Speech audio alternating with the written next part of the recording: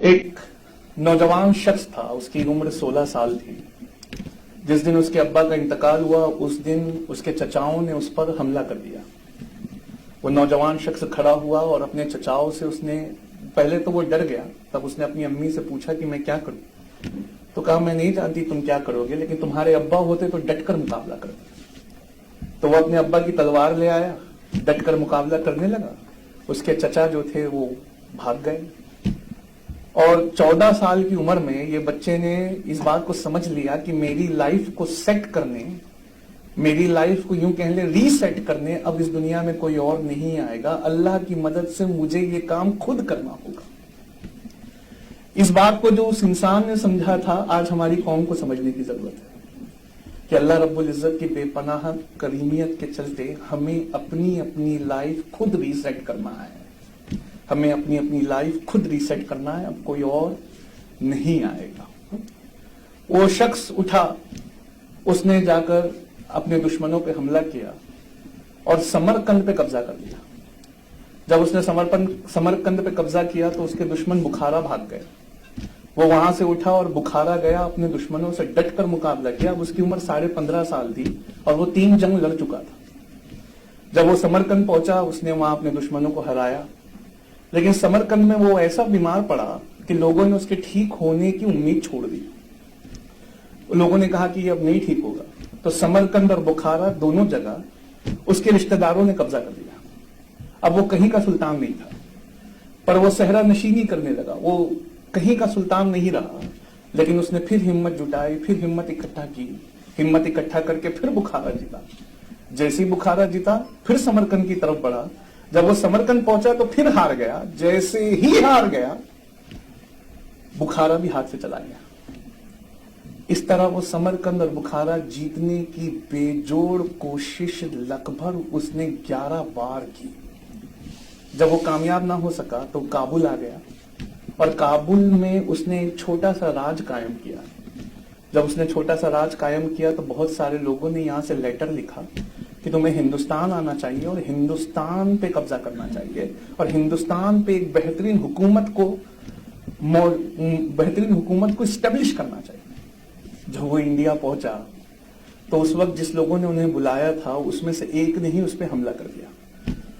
جب وہ حملے کا جواب دینے وہاں پہنچا تو دیکھتا ہے کہ 1,20,000 کی فوج وہ لے کر آیا ہے اور سامنے جو اس کا دشمن تھا اس کے پاس 3,60,000 کی فوج تھی. وہ گھبرا گیا. جب گھبرا گیا تو اس کے لوگ اس کو چھوڑ کر جانے لگے. جب چھوڑ کر جانے لگے تو وہ کھڑا ہوا اور کھڑے ہو کے اس نے دنیا کا سب سے چھوٹا خطبہ دیا. جب میں یہ خطبہ اپنے بچوں کو ٹرانسلیٹ کر کے دلی میں سناتا ہوں تو اکثر میں وہ لکھ کر اسے اپنی پڑھنے والی ٹیبل کی دیوار کے سامنے چپکا دیتے ہیں. میں ان سے پوچھتا ہوں کہ ایسا وہ کیوں کرتے، خاص کر میرے برہمن اسٹوڈنٹ وہ اس کو چپکا دیتے ہیں. تو میں ان سے کہتا ہوں کہ ایسا کیوں کرتے؟ تو کہتے ہیں کہ سر جب بھی تھکان محسوس ہوتی ہے، جب بھی پڑھنے کا من نہیں کرتا تو اس باقی نوجوان کی اس چھوٹے سے خطبے سے ہمیں دوبارہ زندگی مل جاتی ہے. اس باقی نوجوان کا نام ظہیر الدین محمد بابر تھا جو ہمارے انڈیا میں مغل ریاست کا فاؤنڈر تھا. انہوں نے ایک چھوٹا سا خطبہ دیا جو UPSC کے لیے میں بچوں سے کہتا ہوں پہلا خطبہ تھا دنیا کے سب سے بہترین ایگزام کے لیے.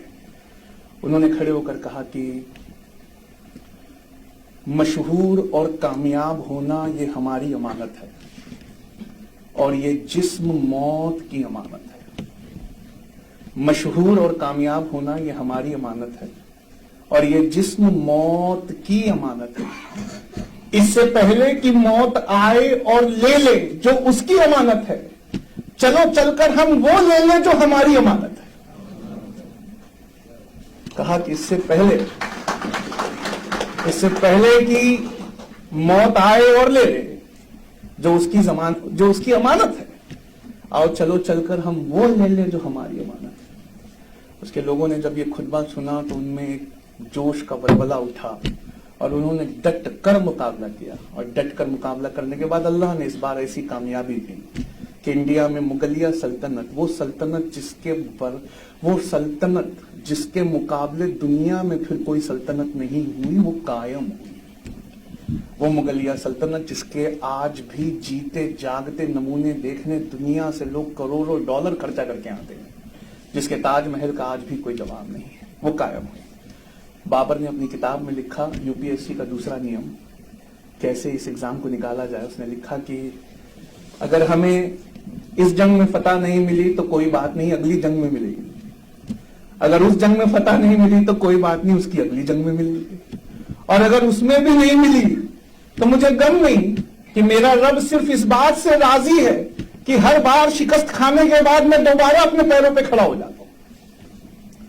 یہ ایٹیٹیوڈ ہماری قوم سے لگ بھگ چلا گیا ہے۔ ہم شکست کھانے سے پہلے لگ بھگ شکست کھائے ہوئے محسوس کرتے ہیں۔